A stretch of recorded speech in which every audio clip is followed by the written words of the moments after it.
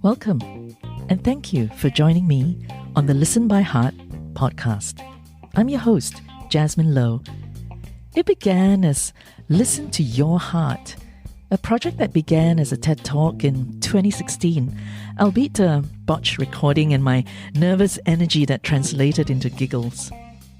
It was unplanned, and it was one of those strings of serendipitous events that started when my mum was diagnosed with a non-malignant brain tumor that needed to be removed. A fixer thought that news sent me on a tumble, on a search for answers. Why did the tumor grow? What would she need to recover? Does our body heal on its own? How do dietary, nutrition, or the lack of affect cell growth? And the marvel of vibrational frequencies within us and surrounding us. As ethereal as this may sound, that has translated into this Listen by Heart podcast. I'd like to share with you a famous speech that Nelson Mandela never gave. It's titled Our Deepest Fear, and for the records, my research shows that this passage was often attributed to Nelson Mandela, but it was in fact a quote in a New York Times best-selling book titled A Return to Love by Marianne Williamson, published in 1992. Marianne is an American author, lecturer, and co-founder of a volunteer food delivery program in Los Angeles. She also co-founded a Peace Alliance. So here's this piece dedicated to all of us. Our deepest fear is not that we are inadequate. Our deepest fear is that we are powerful beyond measure.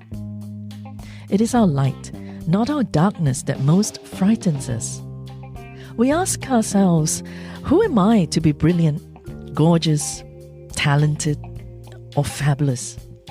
Actually, who are you not to be? You are a child of God. Your playing small does not serve the world. There is nothing enlightened about shrinking so that other people won't feel insecure around you.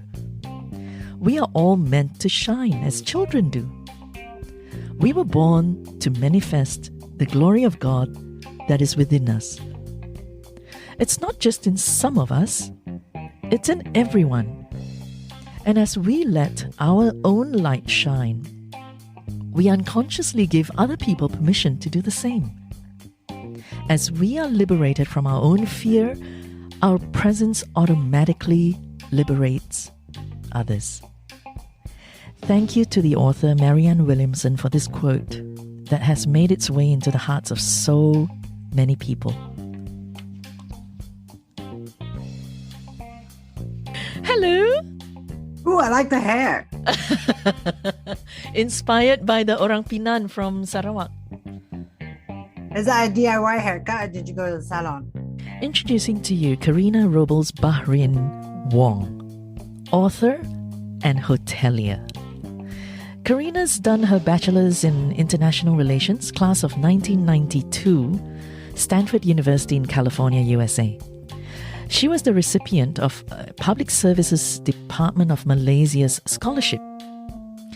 She was also attending in 1991 the Stanford in Oxford summer program. And she's a class of 1986 Asunta Secondary School from Petaling Jaya, Selangor. Do you know Marianne Williamson? No. Funny enough, she published a book called A Return to Love, 1992, Los Angeles, New York Times bestseller. And that's the same year that you graduated from Stanford. Yeah, 92. Welcome to Season 4 of the Listen by Heart podcast, where we feature stories from women of the South China Sea. I'm your host, Jasmine Low, and on this audio journey, we welcome Karina Robles Bahrin, a Malaysian author and hotelier. Karina was shortlisted for the Epigram Fiction Prize 2022 when we first spoke to her, but we're very happy to announce to you that she has won that particular prize, and her novel will be published by Epigram in the fourth quarter of 2022. Let's cross over to the 99 islands of Langkawi right now. Hello, Karina. How are you? Hi, Jasmine. Good, thank you. Nice to see you again on screen. It's been ages since I've been to La Pari Pari. Yeah, it's nice to see you looking, all chirpy and healthy. Considering I've just recovered from COVID as well. Exactly. So from one big island down south here in Australia to 99 islands up to the, let's see, what latitude is it? In Langkawi, Kedah. Where is home to you, Karina? Malaysia at large, I think, is what I would say. Yeah. Although I suppose where my roots are at the moment would be Langkawi. I've been here for 10 years now. Has it been 10 years? Yeah, 10 years. Actually, I moved here at the end of 2011, so it's a bit more than 10 years now. And what happened? I mean, you were a corporate, head honcho. Seriously, I mean, you were the media relations queen in Kuala Lumpur, and suddenly I hear through the grapevine that she's opening up a resort. Tell us a little bit more about that. How did that happen? Oh, it was a gradual process. I think people have midlife crises. I probably had a quarter one. I don't know. But I think as I approached turning 40, I began to realize that there's not much else that a career in public relations could really offer me that I wanted, really. I mean, I'd already headed an agency. I was already, head of the communications team in a very large sort of quasi-government linked company. So, I mean, the next steps would have been either to go on into a regional role, which I had also already done, or go and work for the government, which I didn't want to do. So I thought, okay, time to strike out on my own and do something else. And I decided to move to Langkawi. Is there a hotelier in your family? No. Hospitality? No, nothing. No. Did not know anything. But I mean, in trying to figure out what sort of field I could go into as an entrepreneur, I figured the best thing to do would be to go into a field where if my workers decided to up and leave, I could still do the job myself. So, which explains your Facebook posts. Yeah, well, at the moment, we still end up doing a lot of it ourselves, right? So yeah, I mean, running a hotel is basically making beds, cleaning toilets, checking people in and out. Besides all of that, the hard work, the hard stuff behind the scenes, paint us a picture of what it's like right now from where you are in Langkawi. What is it like on this island? Oh, well, things have changed drastically because of COVID, right? Mm-hmm. Although the island has opened back up and Langkawi is now a designated what you call travel bubble destination. So for inbound tourists or inbound visitors who want to come to Malaysia, they can come and stay in Langkawi for 7 days without having to be quarantined. Of course, they have to go through, rigorous testing. But once they've cleared those 7 days, they're then allowed to, go to other parts of the country. But despite that, travel, of course, has not recovered to, the pre-COVID levels. So things are just slowly picking up. And I think all the businesses are, still slowly trying to find their footing and figure out how quickly they should expand or not, given, the uncertainty of things still. Well, I remember visiting Langkawi back in the 90s. I was posted to Malaysia and I was working on a Commonwealth Games pull-out for a travel magazine. And I still remember walking 1 kilometer into the jungle, and there was a Thai restaurant. I think it was called Ban Thai. That's what it was called. So at that time in the 90s, Langkawi was just so amazingly pristine, untouched. Is it like that now in Langkawi? Can people still expect that kind of, remoteness? Yes, in spots. In fact, Langkawi is an archipelago, right? There's 99 islands, depending on the tide, sometimes 103. But so there are other islands you can go to apart from the main one, and that's what I always tell people. Like, if you actually want to, enjoy the real beauty of the islands, the best thing to do is to take a boat out from the main one and just take a day trip out to kind of the outlying islands where some of them, most of them are largely still uninhabited. Really? Right? Yeah. Except for maybe two other ones, and even the two that are inhabited, Pulau Tuba and Dayan Bunting, they only have very small villages, maybe kind of tiny little clutch of chalets and stuff. So yeah, you can still enjoy possibly what you did, in the 90s, just maybe not on the main island itself. Right. Okay. But I would imagine there's a lot more 5-star big boys on the island. Yeah, of course. There are. I mean, quite a few of them are here now. So congratulations. I mean, not only have you built a award-winning resort, you've now got the Epigram book prize under your belt. How did that happen? I mean, you must share.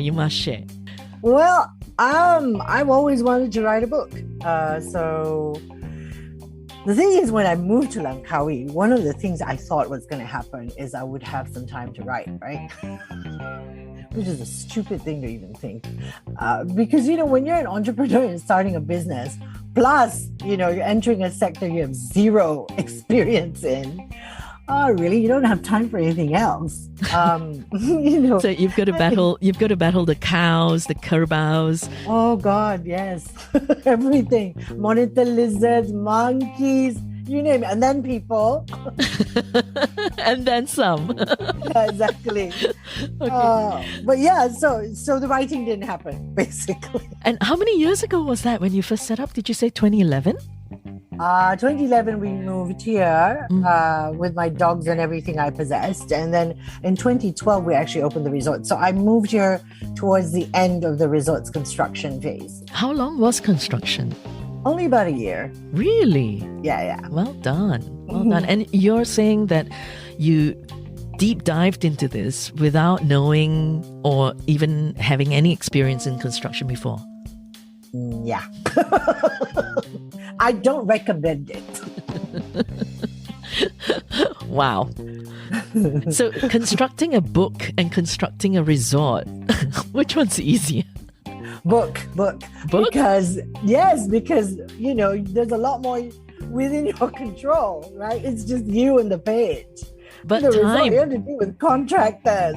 So the book took you like 11 years, but the resort took you a year. Well, I mean, to be fair, I wasn't writing the book this entire time. I mean, before I moved to Langkawi, I already had kind of little fragments of the book. I mean, the story idea has been sitting with me for a long time. But when it finally came down to drafting the book, the actual first draft was probably only done in about 3-4 months. Yeah. But the idea was already, you were told. Yes. Did you note it down anywhere? Like, did you have a notebook, and were you like consciously constructing this book? Yes and no. But like I said, I actually started with little kind of fragments of writing that were already, so those existed on my hard drive for more than 10 years. And I left them aside. But I knew that the very essence of the book was just, this main character who discovers that she's Malay. So I knew that would be, what the book was about. But I hadn't plotted it. I hadn't, really figured it out. And actually, once I finally started drafting it, I think the storyline surprised me a little in terms of the direction it eventually took. And why did you choose to go fiction? I mean, you could very well have shared stories about your own life, but why go the way of fiction? I've always enjoyed fiction. Okay. I mean, that's kind of my playground, and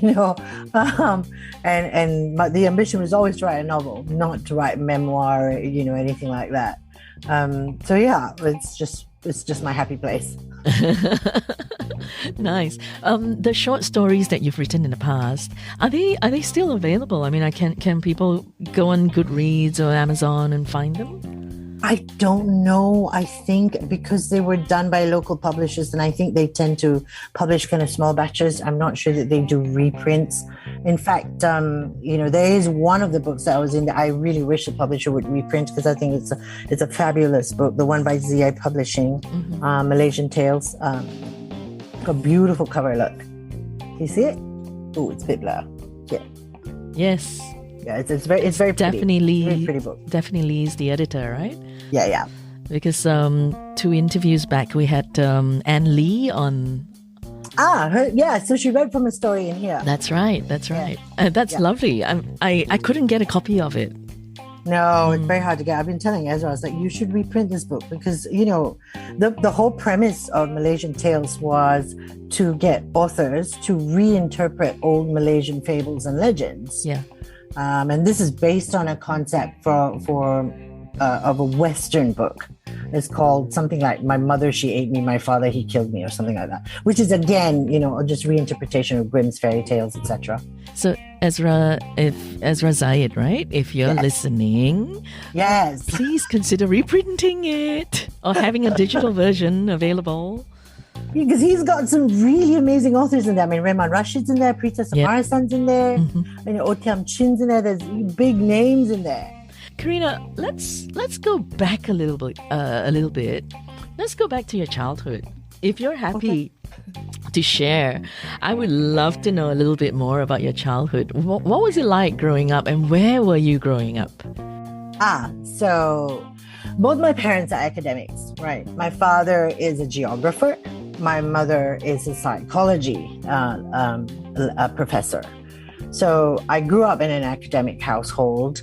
But for the first 6 years of my life, we actually grew up in the University Malaya quarters, because my father was a professor there. So it was a life full of books, a lot of reading. And I think that's where I picked up the habit. That must have been nice. You're talking about UM in Kuala Lumpur, right? Yes, the heart of Kuala Lumpur. The houses in PJ, if you remember those bungalows. Yeah, I lived on the same road as University Hospital. Okay. So there was an enclave there.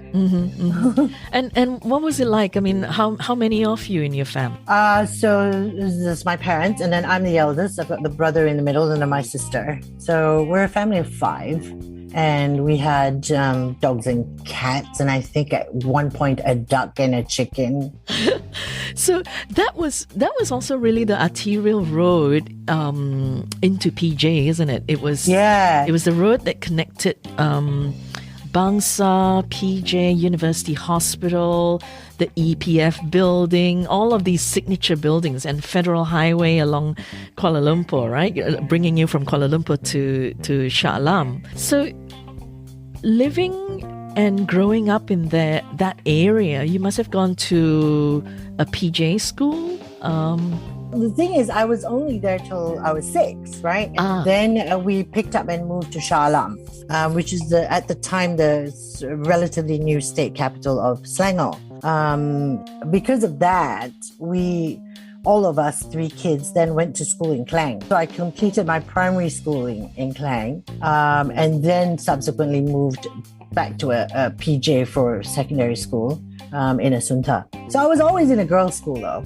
I was in the Methodist girls' school in Klang, and then I went to the Asunta, school in PJ.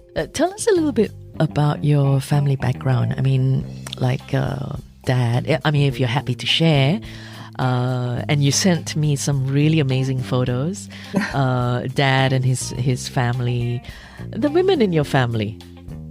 Oh wow! So starting with my dad's side, I suppose that is the side that I actually know a little bit more, because they're here in Malaysia.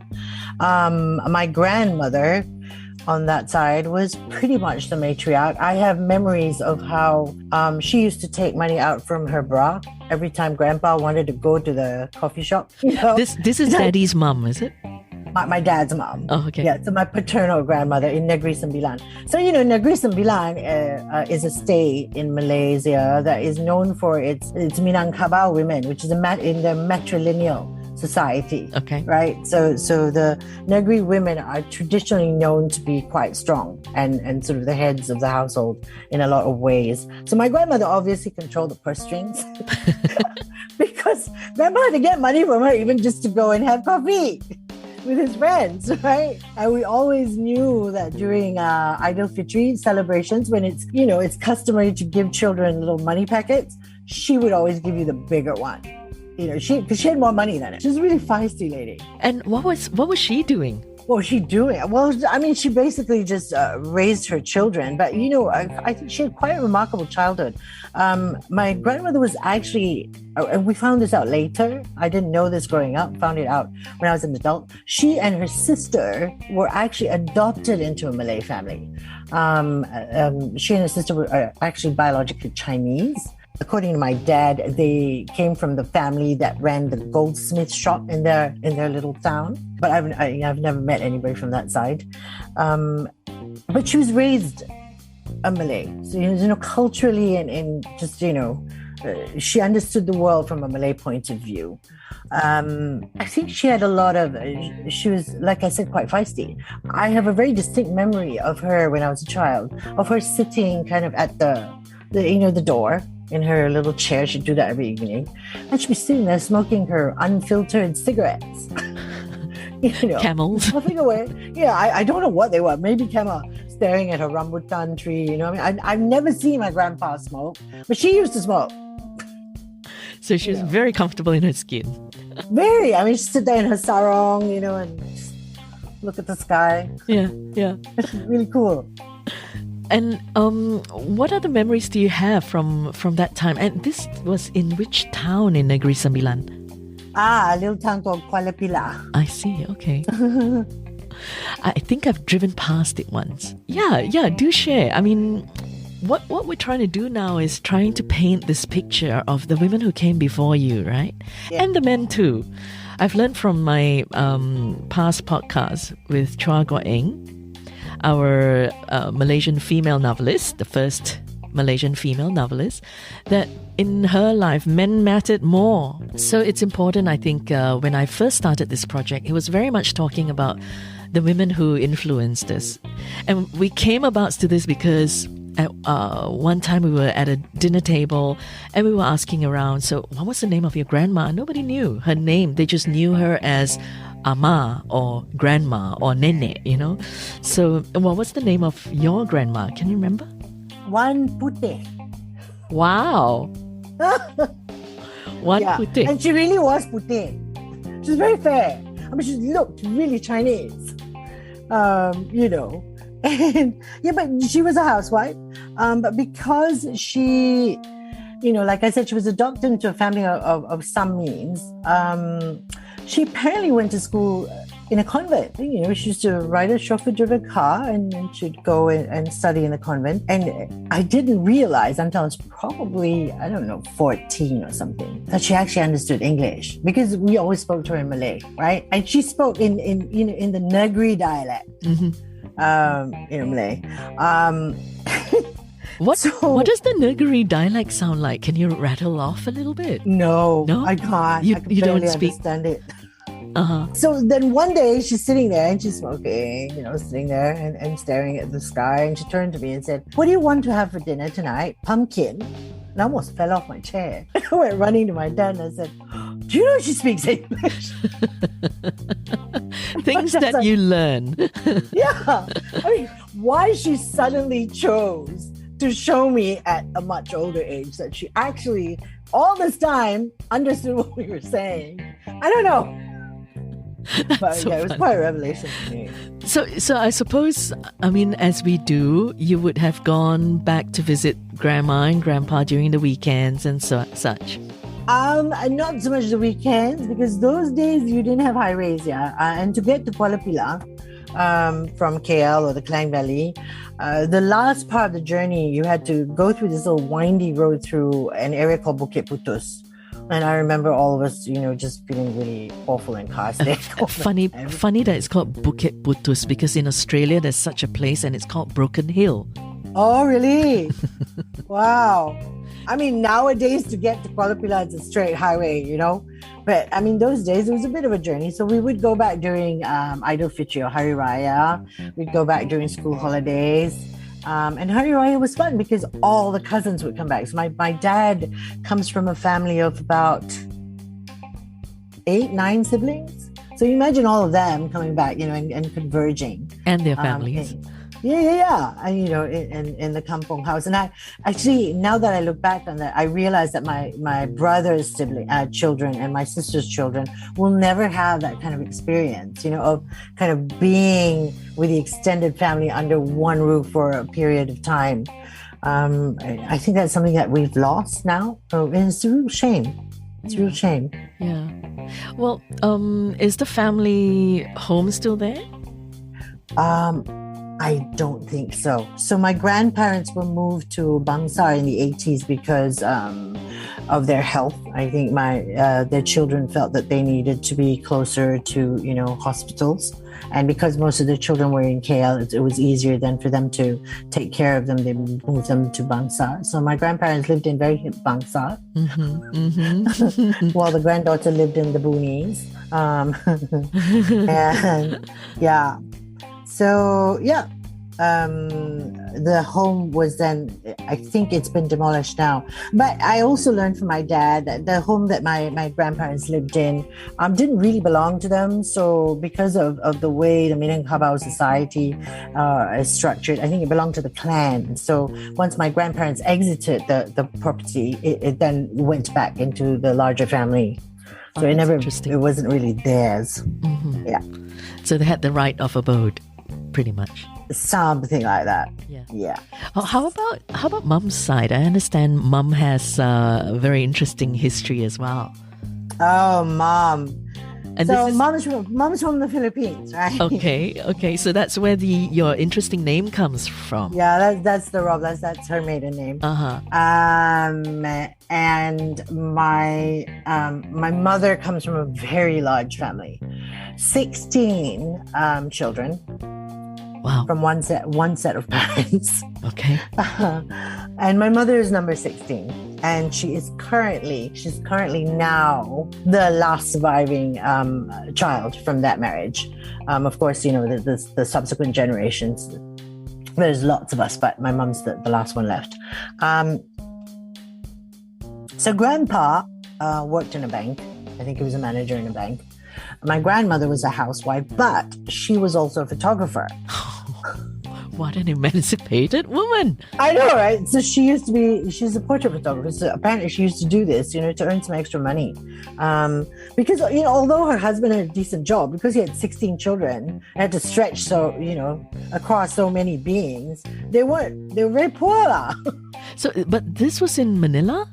No, this was in one of the provinces. Mm-hmm. Cabanatuan, Nueva Ecija is where they're from, and the family home is still there. That one's still there. My cousins currently live there. What was that place called again? Nueva Ecija. Is that sort of like which part of Philippines is it?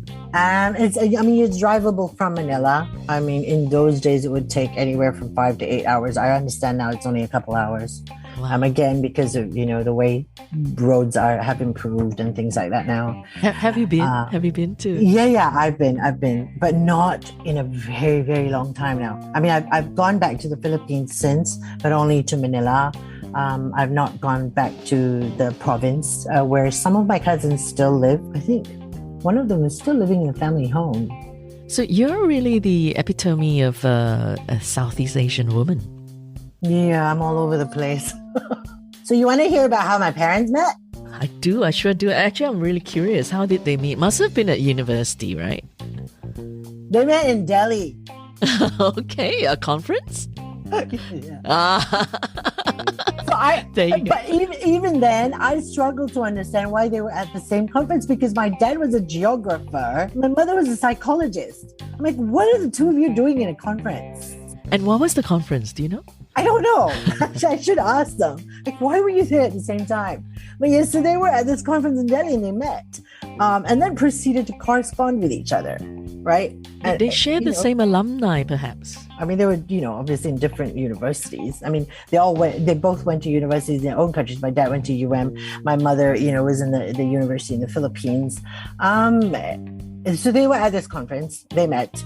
And my mother says that at one point during the conference, I think my dad, and when you hear things like this about your parents, you're like, I don't think you're capable. I can't even imagine my dad being this romantic. Apparently, he broke into the Delhi gardens because they had gates and they were locked. He broke into it to kind of just behead a bunch of roses so he could give them to her. I'm like, wow, Mom, he gave you stolen flowers. So sweet. Yeah. So then they proceeded to correspond, I believe, for almost 2 years or something. And as I understand it, my father finally got fed up and he decided to fly to Manila. My mom was in Manila at the point, and told her, I said, okay, it's like this. Either you get married with me or we're not going to be friends anymore. Very, very convincing sort of proposal. And she obviously said... She said yes. They had a civil ceremony, right? In the Philippines? In the Philippines. And apparently, he was that unprepared. He didn't even have a ring. So he had to borrow a ring from his friend. Mm-hmm. Something borrowed? Something borrowed, right? So, they had they registered marriage, a little reception in my aunt's house or something. And then they came back here. You've sent me some amazing photos of your family. And this is Mom, right? Yeah, that's Mom. Well, I would have flown all the way to the Philippines and make a proposal as well if I was him. Yeah, but get this. He didn't tell anybody here in Malaysia that he was going to do this. So he comes back with this tiny waif of a woman, because she was really tiny then. And she said, she tells it, she says, there I came with the one suitcase. She says, first of all, as the airplane's coming in, all I can see is like jungle. And I'm thinking, what have I got myself into? And I didn't understand this because I was like, yeah, but you just came from the Philippines. But the Philippines then, in the 60s, was a lot more developed than Kuala Lumpur. Right. I mean, Manila was already a metropolis. So she went from a big city to suddenly, oh my God, right? So that was what year? That was probably in the 60s, right? 67, I guess. So about 10 years after independence. Correct. Malaysia was still very much... Still new. Yeah. So they landed. And then my dad decided to break the news to his parents that he now had a wife. My grandfather hit the roof because he said, what? How can you get married there? That's not, you didn't do a Muslim ceremony, therefore you're not married. And he refused to see my mother. But my grandmother turned around and told her husband, well, you're not going to go see your new daughter-in-law. I'm going. So she decided to get into a car and came down to KL to meet my mom. But eventually I think my dad caved and my mom caved to pressure, and they had a nikah, a Muslim ceremony. It's a little tea party with 10 people. So they never really had like a big grand wedding. So much later, I think during their 40th anniversary, us kids, we sprung a big surprise party on them and had the whole, how in Malay weddings they have the pelamin or the dais where the bride and groom sit and people go and bless them. Yeah, so we made them go do that. Oh, sweet. 40 years late. Was that in Langkawi? No, that was in KL. So all their friends came and, they were really surprised. We managed to fly in at that point in time. Some of my mother's siblings. It was great. That is so sweet. Wow. So I suppose your dad was a very confident fella as well. I mean, to have flown all the way there. I mean, maybe he figured that was like the only way. My dad is not exactly the most orthodox human being, let's put it that way. he's a bit of a rebel. I mean, I tell people this, it's like, no matter how badly behaved you think I am, you have not met my father. Because unlike him, none of his children have ever been jailed. Ooh, but you say that proudly. Yeah, well, he was a political detainee, right? He was detained under the Internal Security Act for apparently inciting students to riot. So it wasn't a crime; it was a political crime, which in my books is par for the course. It's fighting for freedom. Exactly, or rights. In this case, it was settlers' rights. Are there any authors in your family? Well, my dad's published, but academically, he's an academic. He's written academic books. A lot to do with his line of work. In geography, he did a lot of work that had to do with urban migration from the rural areas. He also worked very closely with my uncle who headed FELDA at the time to document some of the kind of expansion and development of FELDA and the FELDA settlers. So, if you could share, Karina, your daddy's name so that if anybody is interested, they could go and look up his white papers. His name is Tunku Shamsul Bahrin, and he's a geographer. I don't know what his white papers are called, though. Have you read them? No. Okay, I'm going to go Google and find them. And Mummy's name? Mummy's name before she got married was Flor Gloria Robles. And then when she became a Muslim, her Muslim name is Farida Abdullah. So depending on who you talk to and what they call her, you kind of know which part of her they know. This tapestry is just so rich, man. I mean, culturally, it's really Southeast Asia. Yeah. Grandma Wan Puteh from daddy's side and the husband moved to KL. They only moved to KL in the 1980s when they were old because their children wanted them to be, closer to doctors. But otherwise, they were pretty much in Kuala Pilah the whole time. I mean, the house I used to visit them in the village was the same house that my dad grew up in. And Mummy's parents in the Philippines, did they move or did they stay on over there or did they travel elsewhere? Well, I know that the province is Nueva Ecija. I mean, there's a town called Cabanatuan. I believe it's probably already a city now. But they might have moved around a little bit because my mother did not always live with them. She has an older sister that she kind of lived with at some point, whom she even used to refer to as mommy. Well, that was 16. She was number 16. So this older sister must have been like, She had an older sister who was, once the older sister got married and something. When my mother was in college, for example, she did live with that older sister. I mean, I have cousins who are not very far, who were my mom's playmates, for example. And my mom also tells me stories about how she was basically the chaperone of every single one of her siblings when they were courting. So it was her and her brother, her immediate brother, the two of them. My grandma would kind of plant them there in front of the dating couple. So that's how it would happen, right? So the dating couple, and then you'll have somebody just basically watching over you. Yeah, well, two little kids are going to rat on you if you, so she said the good thing is, sometimes she got bribed by them, right, to kind of turn the other way or something. So we got sweets and, other things. Things you do. And she said if they go to the movie, she'd have to sit in between. Yeah, I think that happened to my mom as well. I remember some stories, something like that. Yeah, that's what they used to do. I mean, try it now. Yeah, exactly. Yeah, but now they don't have to. They just track their kids on their mobile phones. If they let you. Right? If they let you. Yeah, well, if mommy pays the phone bill, you probably have to let her. Your grandma Wan Puteh was educated. What about your mom's mom? Would you know?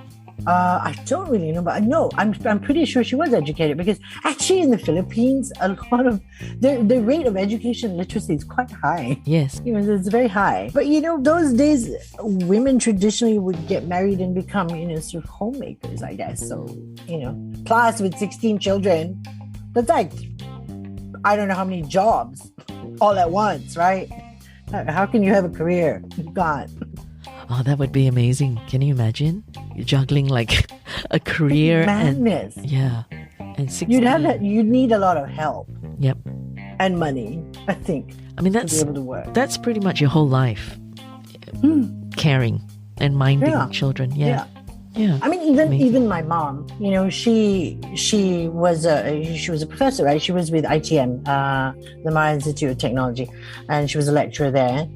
And she worked till she retired, and she cared for us as well. So you could see how, you know, these sort of super women of the 80s, I don't envy them. I mean, these moms, they have it tough, man. Even though, you know, of course you had help, you know, maybe housekeepers or whoever to help out, but still, I mean, they work 9-to-5 jobs. And there was no internet. Yeah, exactly. And there was no Grab food, and there was no Uber. You know, there's none of all those ancillary things that can help. I mean, you had to carpool, you had to deal with your kids, you had to come back, you run the household and everything. Let's round that up to you now, your early career, right? What were you doing when you first graduated? What was like one of your first few jobs? So I came back and I just got whatever job I could first. That didn't last very long, a couple of months. And then a friend of mine said, "Oh, you're interested in public relations." She happened to work at the time, I think, at Leo Burnett, and Edelman, the PR agency, was in the same building. So she asked someone over there whether there was an opening. Just so happened that there was, and I went in for an interview, and that's how my career in PR started. Initially, so this is going back to, you know, university, right? So when I got the scholarship from the government, I actually told my dad I wanted to be a journalist, but, you know, the government wasn't about to pay for a communications degree. You know, they weren't interested in funding a communications degree. And my dad said, "Well, actually, we're going to be a reporter. Go study a subject so you actually know it quite well and you can be, you know, an authoritative writer on the subject." I was like, okay, that's quite smart. Then I also had to consider the possibility of having to work for the government. Yeah, because at that time it came with a 10-year bond. It was 10 years. And I thought, okay, which part of the government can I stomach? I mean, that was basically my consideration. And I decided maybe the diplomatic corps. If I'm really forced to that, you know, at least I might be posted somewhere else and I don't have to deal with, you know, all that it is. So I decided to study political science, right? And then when I came out, the government was actually trying to trim down the civil service, and they released many of the scholarship students from their bonds. So I was very lucky. I said, okay, so now I can go be a reporter. Then I discovered that reporters are very poor. And I said, okay, no, I don't want to do that. And then I ended up in PR, which at the time paid better. Okay. Yeah. So it was still allowed me to write. It was pretty much PR agency. Yeah. I mean, I could still write, right? Which is what I wanted to do. So what were those memorable signature projects that you enjoyed the most? Actually, some of the funnest ones are the crises where you don't get to sleep. Yep. You know, those are nothing of the rule book. You gotta reinvent the wheel, basically, right? Yeah. And you're doing a lot of kind of reactive work, and those are exciting. And I've had to handle a couple of those. I think those stand out. And that requires you to be able to keep a really level head, I think, at the point when everything's falling apart. And by falling apart, I mean, I remember at one time, Tenaga National was our client, and there had been a nationwide blackout. The big blackout. Yes.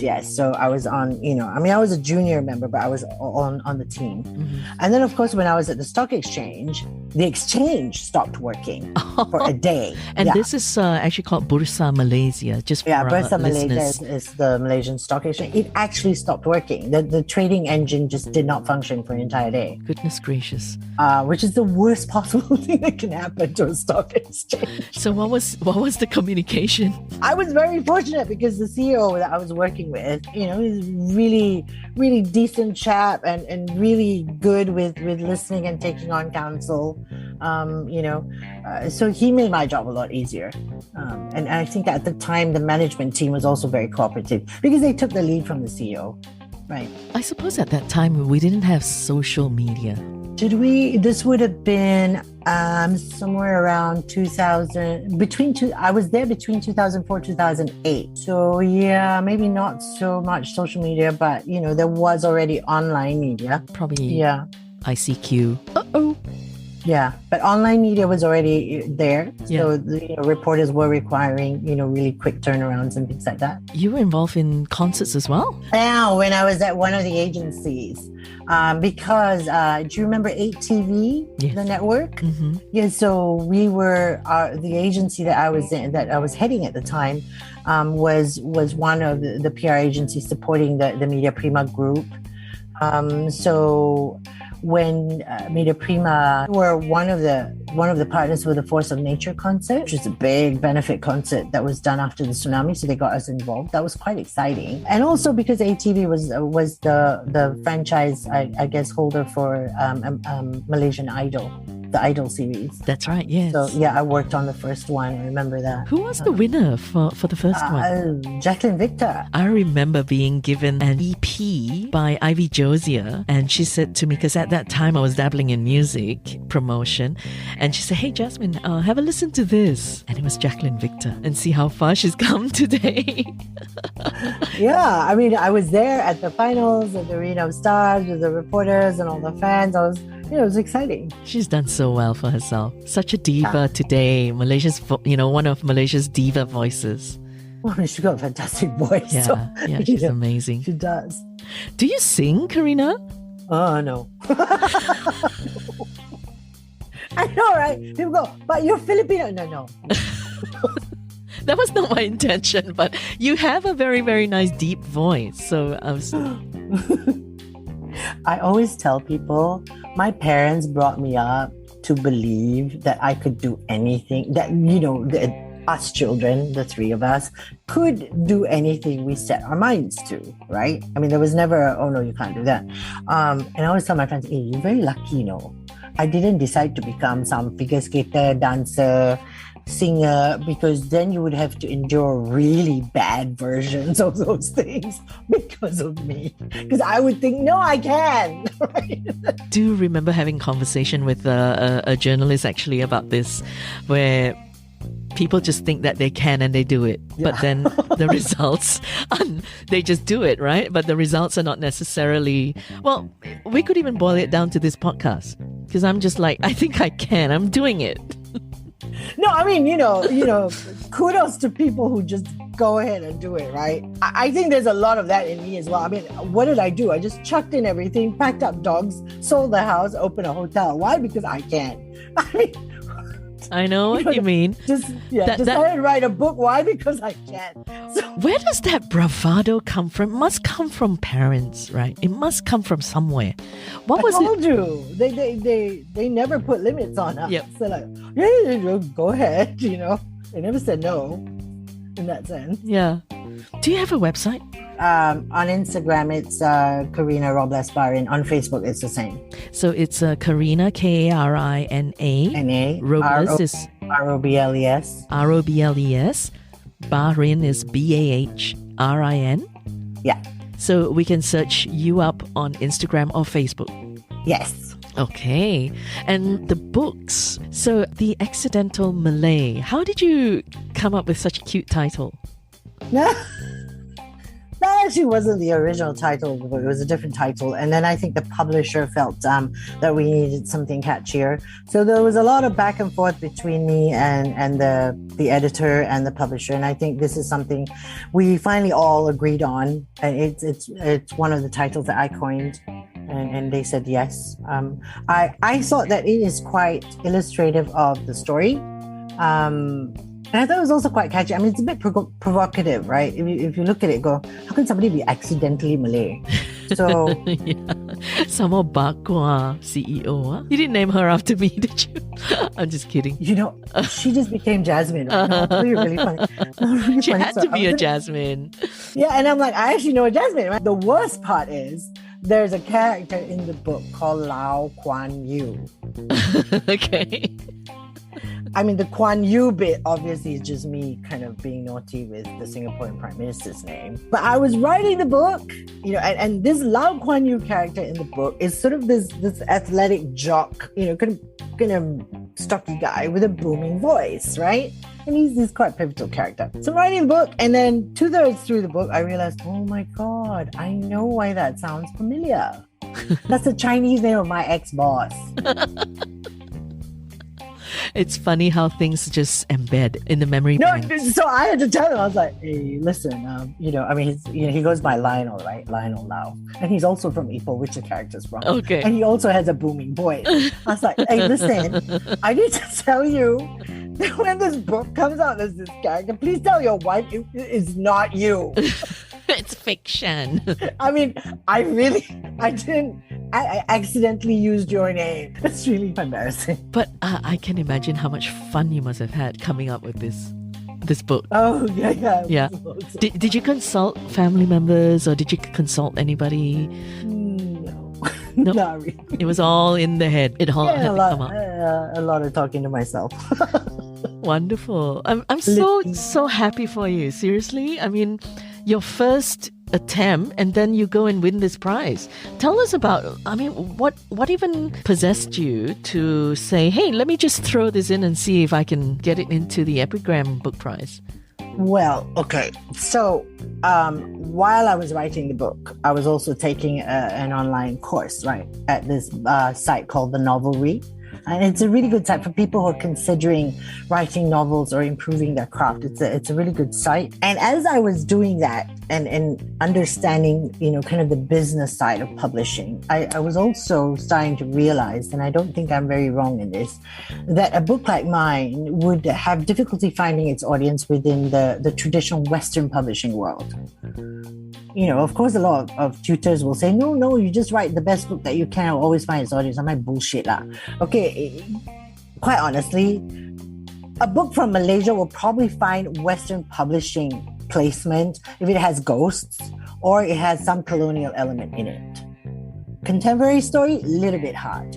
And if you look at kind of the canon of Malaysian literature that's made it out, that's being published by the Big Four, or Big Five publishers, a lot of it does contain either, colonials or ghosts or both. Because that's still, unfortunately, a stereotype.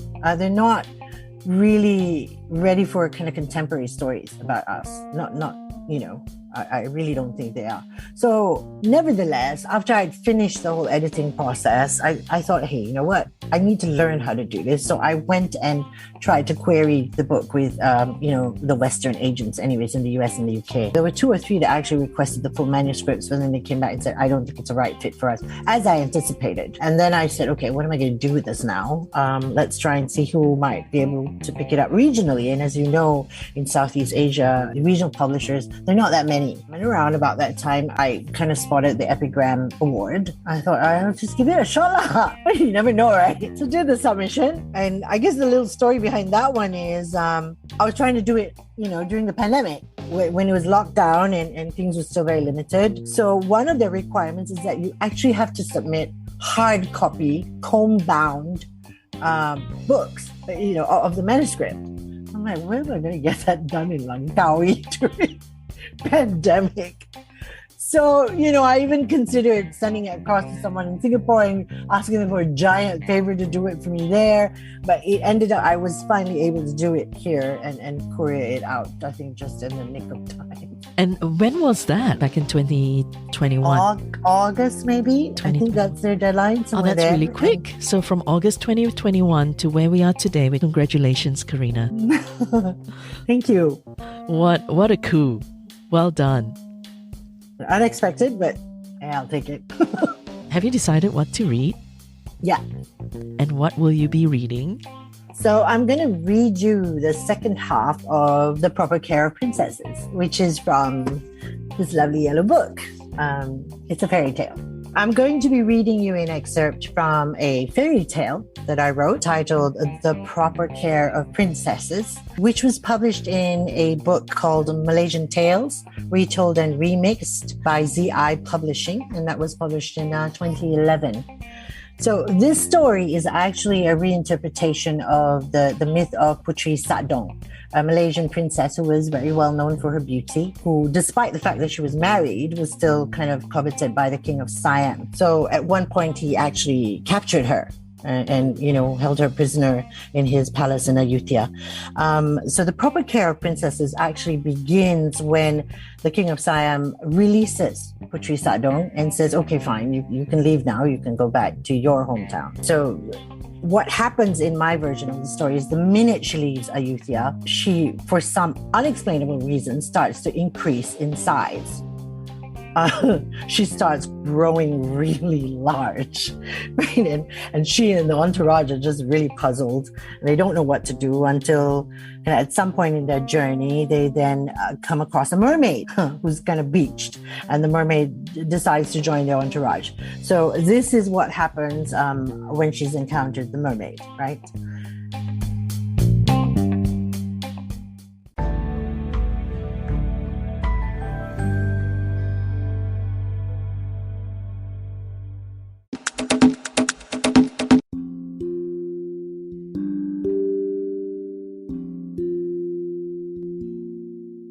At nightfall, in her cavernous tent, Princess Sadong summoned the mermaid in desperation. The creature did not balk at her highness's appearance, but instead clasped the princess's now large little finger with her own tiny hands. Princess Sadong was overwhelmed. It had been days since anyone had smiled at her. "Tell me, young mermaid, why am I now so large?" The mermaid smiled. "I am as old as the sea. Every 1,000 years, the currents push me to shore. I cannot return home until I have rescued a princess in need." Princess Sadong wondered if she qualified. Her captivity in Ayutthaya had been longer than anticipated, but she had not been unhappy there. Away from the clutches of her suffocating mother, she had flourished. In the absence of her dull husband, she had discovered a taste for men who were quick with conversation and ardent listeners to her stories. She had tasted foods unheard of in her own kingdom, slumbered peacefully after jugs of heady wine, all while ensconced in a beautiful castle filled with golden urns and polished floors of terracotta tile. "But what is it that ails me?" pressed the princess. Nights were humid in tropical jungles, and her growing girth caused her to sweat profusely. "Oh, you are afflicted by unhappiness," the mermaid declared. "You don't want to go home. The only problem is, no one gets to take a vacation from her real life forever, especially not someone like you who has a kingdom to rule. Now your mother's gone, you are your people's only salvation." "Salvation?" the princess frowned, licking the salty dampness from her upper lip. "Yes," said the mermaid, "your husband is a dullard. But I think you already know that. He's incapable of little else besides decorating." Princess Sadong considered the mermaid's judgment of her other half. Remembering her husband's enthusiasm for the previous palace move, she supposed the sea creature was correct. Raja Abdullah had labored over each pillowcase, arranging and rearranging them himself in the throne room before anyone else was allowed in. Even the ladies in waiting used to giggle behind his back. "I expect he squandered all my mother's wealth by now on something frivolous," uttered Princess Sadong. "Oh, worse, your highness," said the mermaid. "Not only have your riches gone to the tailors from Golgati, all the pots in your lawn are now coated with gold leaf." The princess was enraged.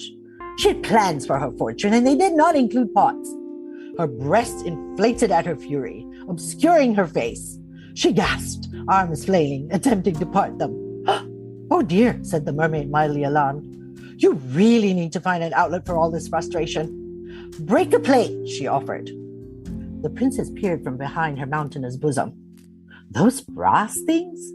Doesn't one require a hammer?" "Ah, yes," the mermaid said. "You don't quite have porcelain where you come from, do you?" "I suppose the Chinese haven't made their way to Jambal yet," the mermaid said, thinking aloud. "Here, I think you can do some damage with this." She plucked a white bird from her billowing hair. The princess, propped up on her elbows, reached out for the winged creature. It appeared real, but was in fact lifeless. "It's a porcelain dove," explained the mermaid. "Except I wouldn't suggest you smash it with your bare hands. Perhaps you can use one of your brass plates." Princess Sadong had never heard of such magic. Previous encounters with her mother's countless shamans only involved drinking copious potions and rubbing ointments across her forehead, and sometimes nether regions. But not one to be deterred by unfamiliar practices, She set the bird on the ground and, seizing a large brass dish, banged it down hard on the figurine. Her mother would never have approved of such wanton destruction. The bird shattered into pieces, eliciting a small cry of surprise from the princess. "Superb!" laughed the mermaid, clapping her hands. "Now I can see you again." The princess's breasts had deflated to their normal proportions. "How is it you have become so wise, mermaid?" she asked. The sea woman smiled, stroking the princess's hair. "Don't you know what mermaids are for?" she said. "Singing to sailors?" ventured the princess. "Ha ha, that! Oh, that's for amateurs," said the mermaid. "Our real job is to ensure the proper care of princesses. How do you think all the legendary ones survived? It isn't easy, you know, overcoming the boredom of being virtuous all the time for the sake of posterity." Princess Sadong was intrigued. It never occurred to her before then that famous princesses of yore had received any help. She was brought up to believe a princess's role was to be a model to her citizens, a paragon of virtue, someone for the women of her kingdom to look up to and for men to revere. "The problem with you lot," said the mermaid, running her fingers through the princess's hair, "is that you are taught to bottle everything up. This whole be seen and not heard thing is for statues, in my opinion. From what I've observed over the years, it definitely doesn't suit princesses." But can we fix me by morning?" said Sadong, worried. The wise men of Ayutthaya had informed her earlier that they expected to arrive in Jambal by the next midday. "No problem," said the mermaid, walking towards the dark corner of the tent.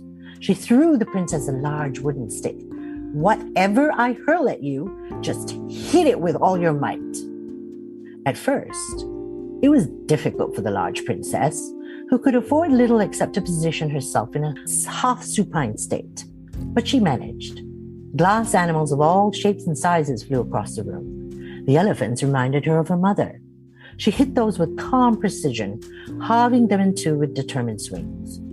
The cheetahs, hyenas, and vultures were a little trickier due to their unpredictable flight patterns, just like the sidling members of the Jambal court. But after a while, she mastered those too. The cranes were the least problematic, the princess smashing those to smithereens every time she thought of her husband's gold leaf pots.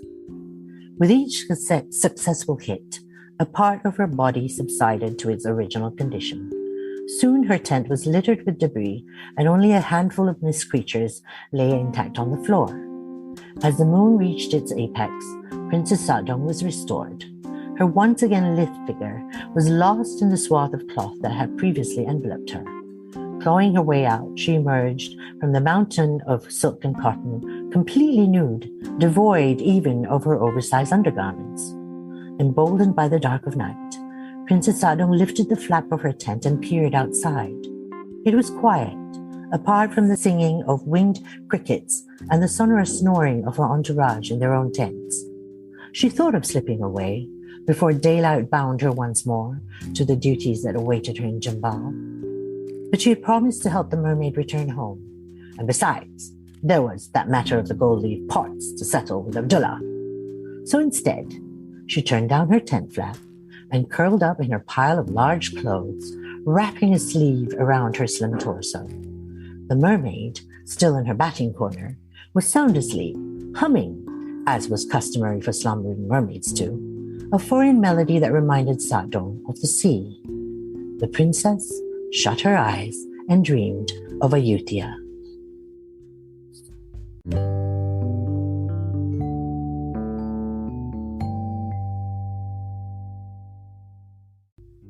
Thank you very much, Karina. That was lovely. So while we're all lost in Ayutthaya right now. Thank you, terima kasih. I hope you enjoyed Thanks for having me. Yeah, it's good fun. Thank you very much. I'm going to read a little press announcement that came out in Yahoo News. Actually, it was in Malay Mail. So the title was Malaysian Writer of the Accidental Malay Wins 2022 Southeast Asian Book Prize, January 23rd. Malaysian Karina Robles Bahrin emerged the winner of the Epigram Books Fiction Prize 2022, besting 3 other finalists from Singapore for the Singapore dollar 25,000 prize money. And it goes on to say, there's a little quote from you, and then it says, this is your quote, Karina. I'd like to firstly congratulate all the other shortlisted finalists. I think their books sound fantastic and I'm really looking forward to reading them. And to Epigram, a big thank you to them for continuing to push on and still have this award available to Southeast Asian writers despite challenges of the current times. Indeed so, right? I mean, despite everything else, they went on with it. Exactly. And even so more, they should have actually come up with more, because I'm sure there was quite a lot of entry. Wonder how many entries there were. I think there was 62 in total, and around about half were non-Singaporean. Right. Yeah. And then you go on to say in this press release, it's so funny that I'm reading you. Last but not least, of course, thank you to the judges for selecting my story, said Karina, who also runs a hotel, restaurant, farm, and community storytelling initiative on the island of Langkawi. Karina is the second Malaysian to win the regional award after Joshua Kam in 2020 with his novel How the Man in Green Saved Pahang and possibly the world. So The Accidental Malay tells the story of Jasmine Low, a workaholic who is dead set on becoming the next chief executive of a bakwa, in brackets, pork jerky, company owned by the wealthy Leong clan. But one day, she discovers that she's Malay. On that note, you have been listening to Jasmine Low's audio journey experience, an AFT podcast production. Subscribe to the podcast on your preferred platform, and if you'd like to encourage us on, find out how you can support the production by visiting us on the website listenbyheart.webprojects.com. The Listen by Heart podcast is an audio project that sets out to record and archive stories from women of the South China Sea, an area of much interest lately. As we document and record all of these stories, we will also be digitizing and creating an online presence for women of Southeast Asian heritage and honoring the women and men who came before them. Our mission is to serve as the Sentinels of the South China Sea, keeping our region at peace. Would you have a tale to share or know somebody who does? Do you identify as a woman with heritage from the nations encircling the contentious South China Sea?